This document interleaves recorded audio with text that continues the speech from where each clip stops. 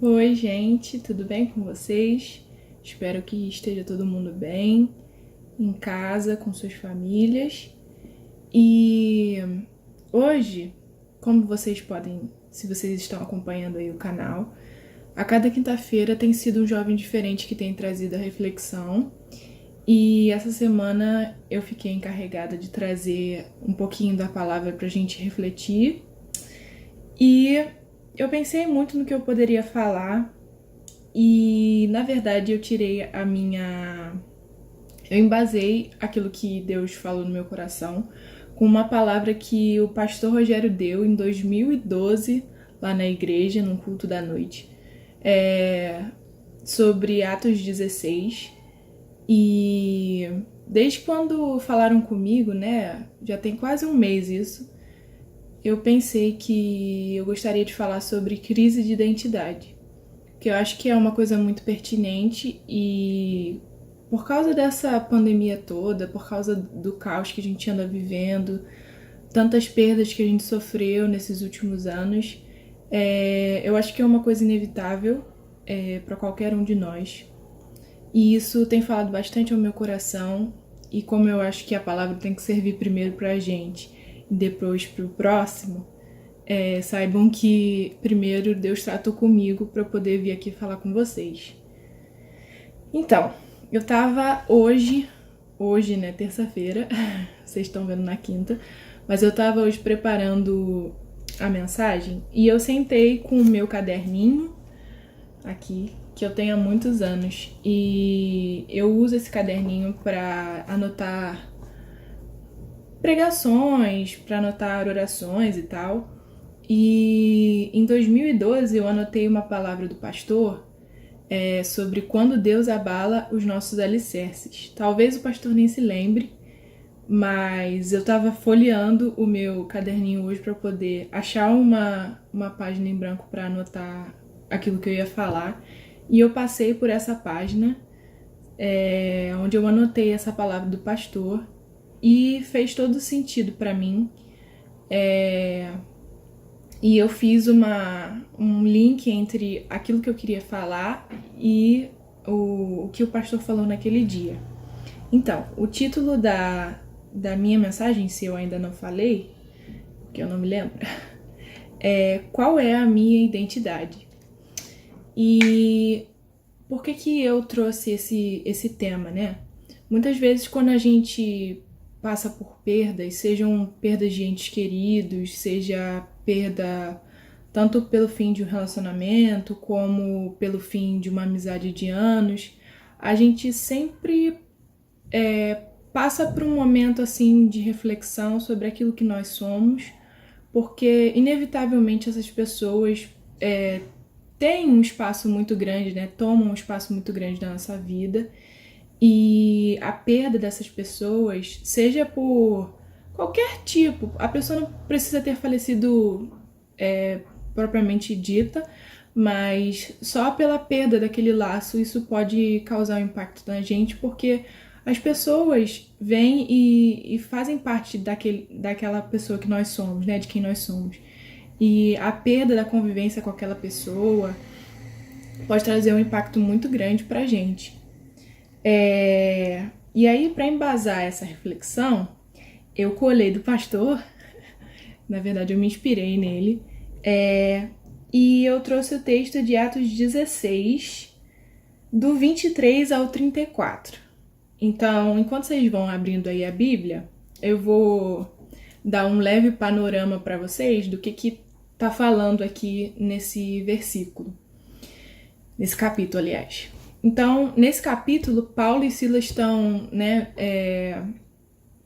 chegando a Filipo, que é uma cidade não sei se é cidade, né? Acho que é uma província. É uma cidade. Filipos era uma cidade da Macedônia e era uma colônia romana. E então Paulo e Silas chegam em Filipo, trazidos por Deus, para pregar a palavra ali naquele lugar para aquelas pessoas. E aí passaram, né, algum tempo proclamando sobre a palavra de Deus ali naquele lugar. E dali a um tempo, uma mulher escrava, começou a seguir eles por todos os lugares que eles iam. E ela gritava, né, que eles eram discípulos e que eles anunciavam a salvação. E aí, então, em certo momento, Paulo se aborrece, porque aquela mulher, na verdade, ela estava endemoniada e possuída por um espírito de adivinhação. Então, Paulo se aborrece com aquela mulher, seguindo eles e gritando. E aí ele vira para ela e fala para que aquele demônio saia, né? E aí os donos da escrava, que ganhavam dinheiro com as adivinhações que ela fazia, ficaram muito enfurecidos porque Paulo fez aquilo e levaram Paulo e Silas para as autoridades romanas, né? E aí eles dizem que o Paulo, né, estava infringindo as leis e os costumes daquele lugar, tal, e eles começam a bater em Paulo, aquela multidão que está ali reunida, começa a bater em Paulo e Silas, e eles ficam bem machucados, e a partir desse momento eles são jogados na prisão. E aí começa a parte que eu separei para que a gente pudesse ler. Acredito que vocês já tenham conseguido abrir. Então, capítulo 23, a partir do 23 até o 34. Então, tá falando assim: depois de baterem muito neles, as autoridades jogaram os dois na cadeia e deram ordem ao carcereiro para guardá-los com toda a segurança. Depois de receber essa ordem, o carcereiro jogou numa cela que ficava no fundo da cadeia e prendeu os pés deles entre dois blocos de madeira. Mais ou menos à meia-noite, Paulo e Silas estavam orando e cantando hinos a Deus, e os outros presos escutavam. De repente, o chão tremeu tanto que abalou os alicerces da cadeia. Naquele instante, todas as portas se abriram e as correntes que prendiam os presos se arrebentaram. Aí o carcereiro acordou. Quando viu que os portões da cadeia estavam abertos, pensou que os prisioneiros tinham fugido. Então puxou a espada e ia se matar. Mas Paulo gritou bem alto: "Não faça isso, todos nós estamos aqui." Aí o carcereiro pediu que lhe trouxessem uma luz, entrou depressa na cela e se ajoelhou, tremendo aos pés de Paulo e Silas. Depois levou os dois para fora e perguntou: "Senhores, o que devo fazer para ser salvo?" Eles responderam: "Crê no Senhor Jesus e você será salvo, você e as pessoas da sua casa." Então eles anunciaram a palavra do Senhor ao carcereiro e a todas as pessoas da casa dele. Naquela mesma noite, o carcereiro começou a cuidar deles, lavando os ferimentos da surra que haviam levado. Logo depois, ele e todas as pessoas da sua casa foram batizados. Em seguida, ele levou Paulo e Silas para a sua casa e lhes deu comida. O carcereiro e as pessoas da sua casa ficaram cheios de alegria porque agora criam em Deus. Então, naquele momento que Paulo e Silas estão lá presos e a cadeia, né, estremece e Deus abre tudo, o carcereiro pensa: meu Deus, os presos fugiram, porque acho que qualquer preso, ou a maioria, fugiria se estivesse no lugar deles. Mas aí o carcereiro vê que, na verdade, Paulo e Silas, apesar de estarem livres, continuam lá na cela, e isso serve como um testemunho, né, de caráter e integridade daqueles dois homens. E aí isso impacta o homem que então aceita Cristo, aquele Cristo que eles tanto proclamavam, que ele tinha visto o poder desse Deus, né, a partir desse estremecer, e também a integridade desses homens que podiam muito bem ter fugido, mas na verdade não, que eles continuaram ali. E provavelmente se eles tivessem fugido, aquele carcereiro seria sentenciado à morte, alguma coisa assim, seria penalizado.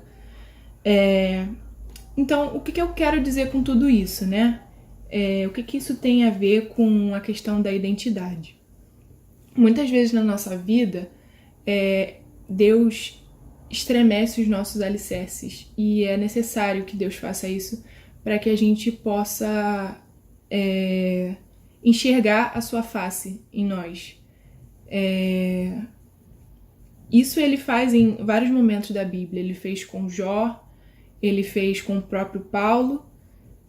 Jó, que perdeu a família, perdeu tudo que tinha. Deus balançou aquele homem e virou de cabeça para baixo. Mas, posteriormente, depois que Deus terminou o processo que ele tinha feito com Jó, ele restituiu tudo em dobro. E o próprio Paulo, que nos tempos da Bíblia se tornou um grande profeta, um grande evangelizador, na verdade era Saulo, ou seja, Deus balançou os alicerces daquele homem e ele assumiu uma nova identidade, que agora era Paulo. Então, muitas vezes na nossa vida a gente vai passar por perdas, a gente vai passar por sofrimentos, a gente vai passar por doenças, por diversas condições difíceis que a gente não sabe lidar, porque a gente é humano. Mas Deus usa esses momentos como está usando, tenho certeza, essa pandemia para moldar o nosso caráter através de uma sacudida aí na nossa vida. E ele molda, o nosso coração, o nosso pensar, o nosso falar através dessas coisas, porque a gente é cabeça dura, gente? Não, isso eu falo, acho que por todos nós, eu sou muito cabeça dura. Então, muitas vezes a gente só aprende no tranco. E, infelizmente, a gente tem que passar por momentos ruins para aprender algumas coisas. E nesses momentos é que a gente percebe que a nossa verdadeira identidade está em Cristo. Que, na verdade, tudo que a gente é e tudo que a gente possa ser não importa se não for para Ele, Porque lembra daquela música que fala assim: pois morreu a nossa morte para vivermos sua vida, nos trouxe grande salvação. É mais ou menos isso, Deus morreu a nossa morte para que hoje a gente vivesse a sua vida. E qual sentido a nossa vida teria se a gente não vivesse para Cristo? Certo? E aí eu deixo no final, para fechar, um texto muito, muito bonito, que está lá em Gálatas 2:20 e que fecha tudo aquilo que eu falei agora com chave de ouro. Dá um tempinho aí para vocês abrirem. Gálatas 2:20, Novo Testamento, lá no finzinho da Bíblia. E aí, esse versículo fala isso aqui, ó. Assim, já não sou eu quem vive, mas Cristo é quem vive em mim. E esta vida que vivo agora, eu a vivo pela fé no Filho de Deus, que me amou e se deu a si mesmo por mim. Eu acho que fecha com chave de ouro. Deus é a resposta para tudo. Deus é a resposta para tudo. E nos momentos em que a gente não sabe quem é, em que a gente está perdido, que a gente não sabe o que fazer, a resposta está nele, na palavra dele. Porque ele morreu a nossa morte para que a gente vivesse a sua vida. E é mais do que uma honra viver a vida dele. Que a gente possa fazer isso com orgulho, Que a gente possa usar, vestir essa designação, com orgulho. Porque a gente está sendo chamado de filho de Deus. E isso é incrível. E a gente não merece, mas Deus nos dá mesmo assim. Então, que a gente possa tirar esse tempinho aí, que a gente não tem muito o que fazer, a não ser ficar em casa e orar e falar com Deus, para refletir um pouquinho sobre essa palavra, para refletir um pouquinho sobre tudo aquilo que o pastor tem falado, que os outros jovens também trouxeram, Jonathan, Larissa, Abele, e que a gente possa sair desse momento mais forte, mais fortalecido na palavra e em quem nós somos em Deus. Amém?